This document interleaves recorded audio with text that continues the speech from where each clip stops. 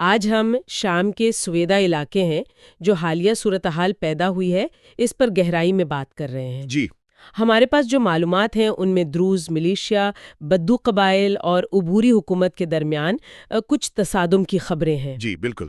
اور اسرائیل کے غیر معمولی فوجی مداخلت بھی ہوئی، اور اسی دوران عراق کے ساتھ شام کے تعلقات میں بھی ایک اہم آپ کہہ سکتے ہیں پیش رفت ہوئی ہے۔ صحیح۔ تو آئیے دیکھتے ہیں کہ یہ سب کیا ہے، یہ پوری پیچیدہ صورتحال ہے۔ جی تو دیکھیں، جولائی کے شروع میں سویدا جو دروز اکثریتی علاقہ ہے، وہاں مقامی دروز ملیشیاؤں، کچھ بدو قبائل اور جو صدر احمد الشرح کی عبوری حکومت ہے، ان کی فورسز کے درمیان شدید جھڑپیں شروع ہو گئیں۔ اچھا۔ اطلاعات تو یہی ہیں کہ یہ کشیدگی تب بڑھی جب کچھ بدو قبائل نے دروز قیادت پر تنقید کی اور کہا کہ ان کے خاندانوں کے ساتھ مبینہ طور پر زیادتیاں ہوئی ہیں۔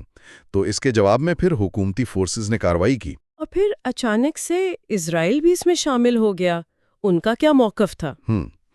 جی، اسرائیل کا کہنا تھا کہ وہ دروز آبادی کے تحفظ کے لیے مداخلت کر رہے ہیں۔ صرف کہہ رہے تھے یا کچھ کیا بھی؟ نہیں، صرف کہا نہیں ہے، باقاعدہ اسرائیلی فضائیہ نے دمشق میں شامی وزارت دفاع کے ہیڈ کوارٹر پر اور دوسری فوجی تنصیبات پر حملے کیے ہیں۔ اوہ! جی، یہ ایک آپ کہیں کافی غیر معمولی قدم تھا۔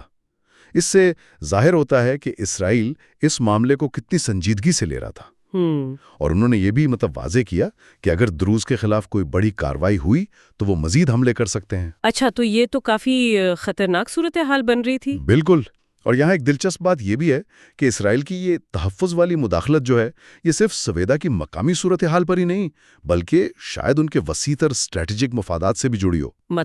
مطلب یہ کہ شام میں مرکزی حکومت کو کمزور رکھنا اور اپنے شمالی بارڈر پر ہو سکتا ہے ایک دوست اقلیتی گروپ کے زیر کنٹرول ایک بفر زون بنانا۔ یہ ایک اہم نکتہ ہے۔ تو یہ کشیدگی تو پھر بڑھتی جا سکتی تھی، لیکن پھر عالمی سطح پر کچھ مداخلت ہوئی؟ ہاں، ایسا ہی ہوا۔ امریکہ، ترکی اور کچھ عرب ریاستوں نے دباؤ ڈالا۔ اچھا۔ جس کے بعد ایک جنگ بندی پر اتفاق ہو گیا۔ معاہدے میں یہ طے پایا کہ شامی فوج سویدا سے نکل جائے گی، اور سیکیورٹی کا کنٹرول مقامی دروز مذہبی رہنماؤں نے سنبھال لیا۔ ٹھیک۔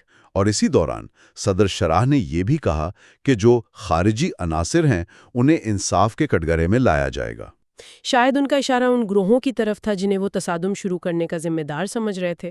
لیکن کیا یہ جنگ بندی چل پائے گی، خاص طور پر جب آپ کہہ رہے ہیں کہ خود دروز کمیونٹی کے اندر بھی مختلف خیالات ہیں؟ جی، یہ سوال بہت اہم ہے۔ اور یہ بھی سننے میں آیا کہ ہزاروں اسرائیلی دروز بھی سرحد پار کر کے سویدا پہنچے۔ بالکل صحیح، دروز کمیونٹی میں واضح تقسیم ہے۔ کچھ لوگ مکمل خود مختاری چاہتے ہیں، جبکہ دوسرے ہیں جو دمشق کے ساتھ امن کو ترجیح دیتے ہیں۔ اور گولان سے اسرائیلی دروز کی آمد نے ظاہر ہے مقامی رہنماؤں کے لیے صورتحال کو مزید پیچیدہ بنا دیا ہے۔ اس سے بیرونی اثر و رسوخ کا خطرہ بڑھتا ہے نا؟ جی بالکل۔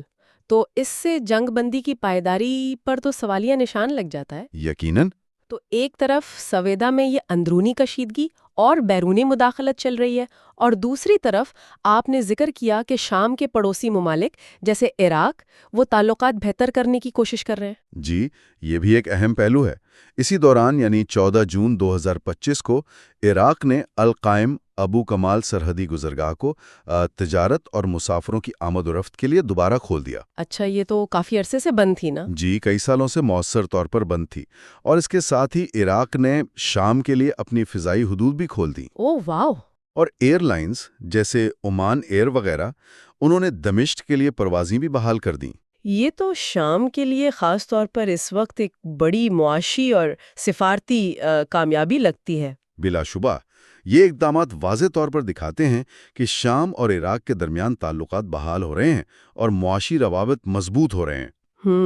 دیکھیں، ایک ایسے وقت میں جب شام اندرونی چیلنجز سے نمٹ رہا ہے، عراق کے ساتھ تجارت اور رابطوں کی بحالی نہ صرف معیشت کے لیے اہم ہے، بلکہ یہ علاقائی سطح پر شام کی آپ کہیں بتدریج واپسی کا بھی اشارہ دیتی ہے۔ صحیح، یہ علاقائی استحکام کے لیے شاید ایک مثبت قدم ہو سکتا ہے۔ تو خلاصہ کریں تو سویدا میں کشیدگی بڑھی، پھر اسرائیل نے تحفظ کے نام پر مداخلت کی جس کے پیچھے شاید وسیع تر مفادات بھی ہوں، عالمی دباؤ پر جنگ بندی تو ہو گئی، لیکن دروز کمیونٹی کی اندرونی تقسیم اور بیرونی اثرات کی وجہ سے صورتحال ابھی بھی نازک ہے۔ بالکل۔ اور اسی پس منظر میں عراق نے شام کے ساتھ تعلقات بحال کر کے علاقائی سیاست اور معیشت میں اپنا کردار بڑھانے کی کوشش کی ہے۔ بالکل درست تجزیہ ہے۔ اب یہاں جو غور طلب بات ہے وہ یہ ہے کہ ان تمام علاقائی اور بین الاقوامی طاقتوں کے مفادات کے ٹکراؤ کے بیچ کیا سویدا میں دروز کمیونٹی کے لیے کوئی مستحکم اور پائیدار حل ممکن بھی ہے؟ یہ بڑا سوال ہے۔ کیا وہ خود مختاری حاصل کر پائیں گے یا دمشق کے ساتھ کوئی نیا معاہدہ کریں گے؟ اور مستقبل میں شام کی عبوری حکومت، علاقائی طاقتیں جیسے اسرائیل اور عراق اور خود دروز کمیونٹی، ان کے درمیان تعلقات کیا شکل اختیار کریں گے؟